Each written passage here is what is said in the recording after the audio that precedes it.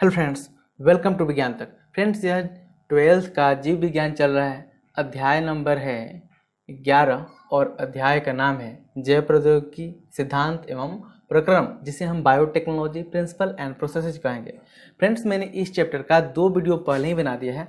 अगर आपने वो दोनों पार्ट्स नहीं देखे हैं तो आपको ऊपर यहाँ पे आई करके एक बटन होगा, आई बटन पे आपको लिंक मिल जाएगा, वहाँ से क्लिक करके आप उस दोनों पार्ट को देख सकते हैं ताकि यह चैप्टर आपको अच्छे से समझ में आ सके। आज हम लोग 2 टॉपिक के बारे में बात करने वाले हैं। पिछले वीडियो में मैंने आपको बताया था कि डीएनए को काटते कैसे हैं, ठीक है, कि डीएनए को कैसे काटते हैं, प्रतिबंधन एंजाइम की सहायता से काटे थे। और इसमें ये बात करेंगे कि फिर जो काटे थे उस डीएनए को कैसे जोड़ेंगे, और फिर उसके बाद डीएनए का पृथक्करण एवं विलगन पढ़ेंगे कि ये कैसे किया जाता है। ये सारा कुछ डिटेल में होगा, बने रहिए इस वीडियो के साथ। चलिए अब इस वीडियो को शुरू करते हैं। सबसे पहले बात करते हैं डीएनए को जोड़ने के बारे में। तो पिछले वीडियो में मैंने काटा था यहाँ से कि क्या होता है, हमने इसको EcoR1 नामक प्रतिबंधन एंजाइम की सहायता से डीएनए को काटा था। तो कहाँ से काटता है, वो एक विशेष कोड से काटता है जो है GAATT और C। इस कोड से वो काटता है। तो देखिए यहाँ से काट लिया गया है। तो मान लीजिए कि डीएनए का टुकड़ा है एक साइड का, तो दूसरा टुकड़ा भी होगा, क्योंकि डीएनए को जब हम लोग काटे थे तो इसका दूसरा टुकड़ा भी होगा। तो दूसरे में क्या होगा, इसका उल्टा वाला कोड रहता है। जैसे यहाँ पे GAAT और यहाँ पे C होगा, तो इसमें होगा CTTA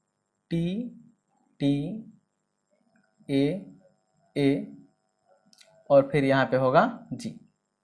तो देखिए डीएनए का टुकड़ा हो गया। अब मैंने आपको बताया था कि जिस प्रतिबंधन एंजाइम से डीएनए के टुकड़े को काटते हैं उसी प्रतिबंधन एंजाइम से प्लाज्मिड को भी काटते हैं। अब मान लीजिए कि यहाँ पे हमारे पास एक प्लाज्मिड है। प्लाज्मिड को ऐसे दिखाते हैं, ठीक है, इसमें ये डीएनए रहता है। और आपको मैंने बताया था प्लाज्मिड क्या होता है। प्लाज्मिड जीवाणुओं में डीएनए के अलावा एक अतिरिक्त डीएनए होता है। मतलब ये तो डीएनए होता ही है, एक बंद डीएनए होता है, गोलाकार डीएनए होता है, जिसे हम लोग प्लाज्मिड कहते हैं। और इसकी विशेषता क्या होती है कि ये दूसरे जीवों में भी जा करके गुणन कर सकता है, ठीक है। तो अब जिस प्रतिबंधन एंजाइम से इस डीएनए को काटे थे उसी प्रतिबंधन एंजाइम से क्या करते हैं, इसको भी काटते हैं, प्लाज्मिड को भी। और प्रक्रिया सेम रहती है, जैसे प्लाज्मिड जैसे डीएनए को काटे थे जिस प्रतिबंधन एंजाइम से उसी प्रतिबंधन एंजाइम से इसको भी काटते हैं। ये तो मैंने आपको बता ही दिया था। तो देखिए 2 टुकड़ा हो गया होगा। अब ये काटने के बाद कुछ प्लाज्मिड ऐसा हो गया होगा, इस तरह का, ऐसा, इतना यहाँ पे खाली जगह हो गया। अब क्या करेंगे, ये जो डीएनए का टुकड़ा है इसको ला करके इसमें जोड़ देंगे। यानी आप ऐसे कहिए, इसको लाएंगे इसमें, और ये तो प्लाज्मिड था ही, इस दोनों को जोड़ देंगे। अब जोड़ते कैसे हैं, तो जोड़ने के लिए एक विशेष एंजाइम का जरूरत पड़ता है जिसे कहते हैं हम लोग ligase enzyme. Ligase enzyme, ligase enzyme, ठीक है। तो लाइगेज एंजाइम की सहायता से उसको जोड़ते हैं। अब देखिए जब इसको, यानी ये पहले वाला डीएनए था, बाहरी डीएनए इसे कहेंगे हम लोग, क्योंकि दूसरे जीव से निकाला गया था। तो ये बाहरी डीएनए है। बाहरी डीएनए को जोड़ते हैं किससे, प्लाज्मिड से। ये प्लाज्मिड है, ये क्या है, प्लाज्मिड है, ठीक है। तो बाहरी डीएनए को और प्लाज्मिड को जोड़ेंगे। तब देखिए अब जोड़ेंगे तो ये कैसा हो जाएगा, ये हो जाएगा कुछ ऐसा। यहाँ पे जो कटा हुआ भाग था वहाँ पे अब क्या आ जाएगा, ये वाला जो डीएनए है वो आकर के यहाँ पे जुड़ जाएगा। और अब ये जो प्लाज्मिड पहले था वैसा ही ये बन जाएगा, बिल्कुल। इसलिए बन जाएगा क्योंकि जहाँ से इसको काटे थे जिस एंजाइम से, वो एक विशेष स्थान से कटा होगा और वहीं पे बाहरी डीएनए को ला करके जोड़ दिए। अब देखिए यहाँ तक तो हो गया कि प्लाज्मिड में हम लोग ला करके बाहरी डीएनए को जोड़ दिए। अब इसको क्या करते हैं, इस डीएनए को स्थानांतरित करते हैं किसमें, तो इस डीएनए को अब स्थानांतरित करते हैं जीवाणु कोशिका में। यानी अब ऐसा हो गया था, ठीक है। तो अपने एग्जाम्पल में हमने लिया था ई कोलाई बैक्टीरिया लेते हैं और ई कोलाई बैक्टीरिया के शरीर में इसको ट्रांसफ़र करेंगे। ट्रांसफ़र करने के बाद क्या होगा, वहाँ पे द्विगुणन होगा और वो यहाँ से ऐसा बहुत सारा प्लाज्मिड बना देगा इस तरह से, और हमें जो जीन चाहिए था वो मिल जाएगा। तो देखिए अब क्या करते हैं, इसको ट्रांसफ़र करेंगे किस में, ई कोलाई बैक्टीरिया में। तो मान लीजिए कि ई कोलाई बैक्टीरिया है, उसमें उसके बहुत सारे कोशिकांग हैं, ठीक है, बहुत सारे कोशिकांग हैं। अब इसको ट्रांसफ़र कर दिया गया, यानी इसमें भेज दिया गया है। तो अब ये ऐसा जा करके पहुंच गया होगा उसमें, ऐसा, ठीक है। और प्लाज्मिड इसमें हो गया। अब क्या होगा इसमें इसमें क्या होगा, कोशिका विभाजन होगा। आपको पता होगा कोशिका विभाजन, कोशिका विभाजन से क्या होगा, दो जीव बनेंगे। तो एक ये बैक्टीरिया था, अब एक और बैक्टीरिया बन जाएगा, ठीक है, एक और बैक्टीरिया। वैसे ही इसमें भी इसके कुछ कोशिकांग होंगे, देखिए ये कोशिकांग है। अब यहाँ पे जो एक प्लाज्मिड था, ये धीरे धीरे क्या होगा, इसमें विभाजन हो जाएगा। और ये जा करके एक, चूंकि कोशिका विभाजन में आपको पता है कि सबका विभाजन होता है, तो ये जो प्लाज्मिड होगा इसका विभाजन हो जाएगा। तो एक प्लाज्मिड आ जाएगा इसमें, ठीक है, और दूसरा प्लाज्मिड चला जाएगा इसमें। इस तरह से देखिए हमें क्या हो गया कि एक प्लाज्मिड हम लोग लिए थे, उसको ट्रांसफ़र किए ई कोलाई बैक्टीरिया में, और वहाँ से हमें दो प्लाज्मिड प्राप्त हो गया। फिर इनमें विभाजन होगा तो दो से, फिर यहाँ से दो दो बनेंगे, मतलब एक इधर, तो दो यहाँ से बन गए, फिर एक इधर, दो यहाँ से बन गए, यानी अब 4 हो गए। फिर 4 से 8, 8 से 16, 16 से 32, 32 से 164, और ऐसे ही ये बढ़ते जाएंगे, ठीक है। अब देखिए ये टोटल मतलब हर बार दुगुना होता जाएगा। अब इससे हमें क्या फ़ायदा हुआ कि जिस जीन की हमें ज़रूरत थी, जैसे इसमें हम लोग मान लिए कि इंसुलिन बना रहे थे, तो इंसुलिन के लिए जो जीन की ज़रूरत थी, उस जीन को क्या किए, ह्यूमन के डीएनए से काटे, मानव के डीएनए से काटे, और उसको ला करके कि क्या किए, प्लाज्मिड से जोड़ दिए। और प्लाज्मिड में जोड़ने के बाद उसको ट्रांसफ़र कर दिए किसमें, ई कोलाई बैक्टीरिया में। इसको मैं यहाँ पे लिख देता हूँ, ई कोलाई बैक्टीरिया में इसको ट्रांसफ़र कर दिया। उसके बाद ये क्या हुआ, बैक्टीरिया में कोशिका विभाजन हुआ, तो कोशिका विभाजन होने से बहुत सारे प्लाज्मिड बन गए, यानी हमारा जो जीन था, हमें जो जिस जीन की आवश्यकता होना चाहिए था, वो बहुत ज़्यादा बन गया। तो यहाँ तक तो मैंने बता दिया कैसे डीएनए को काटते हैं, जोड़ते हैं, और फिर वो कैसे आगे बढ़ता है, यहाँ तक। अब चलिए, अब हम लोग बात करेंगे इसमें कि डीएनए का पृथक्करण और विलगन के बारे में। यानी मैंने तो आपको बता दिया था कि ऐसे प्रतिबंधन एंजाइम से काट देते हैं, लेकिन काटने के बाद उसको अलग कैसे करते हैं वो थोड़ा और डिटेल में जानते हैं। तो उसको हम लोग कवर करेंगे, डीएनए का पृथक्करण एवं विलगन। अभी आप हेडिंग डाल लीजिएगा, ठीक है। चलिए अब शुरू करते हैं। अभी मैंने आपको बताया कि डीएनए को कैसे काटते हैं और कैसे जोड़ते हैं, ये सारा कुछ बताया, और फिर उनमें गुणन कैसे होता है, कैसे उसकी बहुत ज़्यादा प्रकृति प्राप्त करते हैं। अब मैं आपको बताने वाला हूँ डीएनए को चलिए काट तो दिए, अब उनको अलग कैसे करते हैं और पृथक्कृत कैसे करते हैं। तो वही है डीएनए का विलगन एवं पृथक्करण, या डीएनए का पृथक्करण एवं विलगन। इसमें क्या करते हैं हम लोग, डीएनए को जो काटे थे प्रतिबंधन एंजाइम की सहायता से क्या करते हैं, ये मान लीजिए कि डीएनए है, तो प्रतिबंधन एंजाइम से क्या की सहायता से क्या किए थे, काट दिए थे। मान लीजिए यहीं से मैंने काट दिया। अब काटने के बाद क्या होता है, इसको खींच करके अलग करना पड़ता है। तो वो खींच करके अलग करने के लिए हम लोग यूज करते हैं जेल विद्युत संचलन विधि का। यानी इसमें क्या करते हैं, आप ऐसे याद रखिएगा कि जिस विधि द्वारा कटे हुए डीएनए को अलग किया जाता है उसे कहते हैं जेल विद्युत संचलन विधि, जिसे इंग्लिश में हम लोग जेल इलेक्ट्रोफोरेसिस कहते हैं। अब देखिए यही एक मशीन है जिसका यूज करके हम लोग डीएनए को क्या करते हैं, डीएनए के टुकड़े को पृथक्कृत करते हैं, मतलब इसको खींच करके अलग करते हैं। अब देखिए जो डीएनए को काटा जाता है, इससे क्या होता है कि रीढ़ आवेश आ जाता है, ठीक है, रीढ़ आवेश आ जाता है। जब डीएनए को हम लोग काटते हैं तो कटे हुए डीएनए पे रीढ़ आवेश आ जाता है, और इसका नाम ही है जेल विद्युत संचलन विधि। यानी इसमें हम लोग किसका यूज करते हैं, विद्युत का।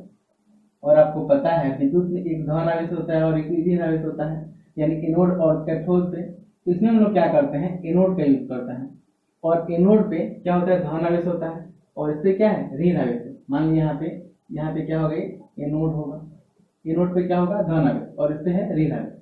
तो इसको क्या करते हैं, डालते हैं इस मशीन में, और डालने के बाद जब मशीन को ऑन करते हैं तो वो क्या करता है कि ऋण आवेश खींचा हुआ चला जाता है एनोड के पास, क्योंकि इस पे धन आवेश था, और इस तरह से ये अलग होता है। चलिए और थोड़ा सा मैं इसको डिटेल में बताता हूँ। देखिए अब इसको अलग करने के लिए क्या किसका यूज करते हैं, इसको अलग करने के लिए हम लोग एक और इसमें एंजाइम मिलाते हैं जिसका नाम है एगारोज। यानी जो डीएनए का ये टुकड़ा हो गया, इसमें मिला देंगे क्या, एगारोज एंजाइम। एगारोज, आपको नाम याद रखना, एगारोज एंजाइम है ये एक तरह का। अच्छा, और इसको कहाँ से निकाला गया है, तो एगारोज एंजाइम को निकाला गया है समुद्री घास से। समुद्री घास होता है, वहां से इस एगारोज एंजाइम को निकाला गया है। इसको क्या करते हैं, डीएनए में एगारोज एंजाइम को मिला देते हैं, और मिलाने के बाद इसमें जो यहाँ पे देखिए कूप बने हुए हैं, यहाँ पे 1 2 3 4, तो इसमें कूप में इसको डाल देते हैं।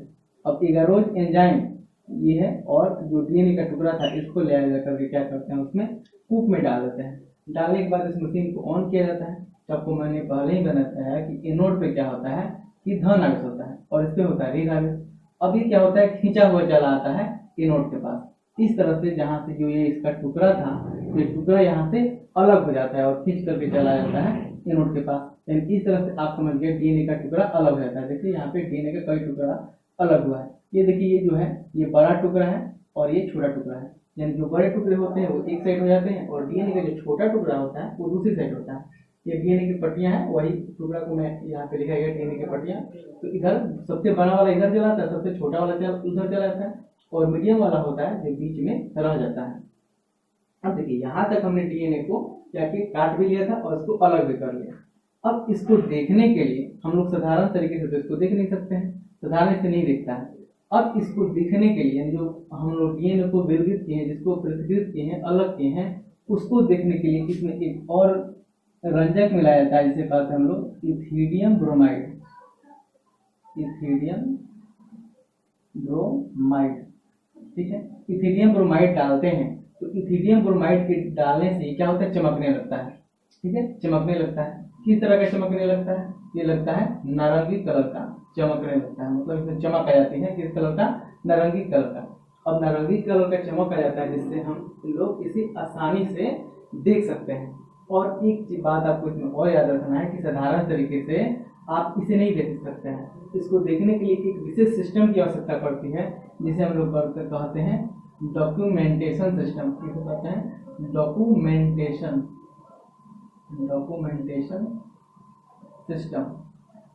डॉक्यूमेंटेशन सिस्टम, ठीक है। उसके बाद ये दिखाई देने लगता है, ठीक। तो मैंने क्या बताया, इसको समराइज करके बताता हूँ शॉर्ट में आपको।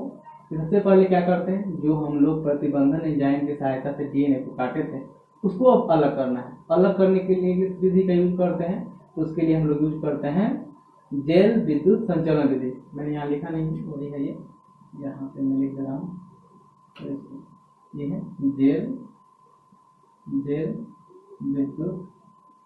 विद्युत तो मैंने लिखा है, जेल विद्युत संचलन विधि है, जिसे हम लोग जेल इलेक्ट्रोफोरेसिस भी कहते हैं। यानी जिस विधि द्वारा कटे हुए डीएनए को अलग किया जाता है उसे हम लोग जेल विद्युत संचलन विधि कहते हैं।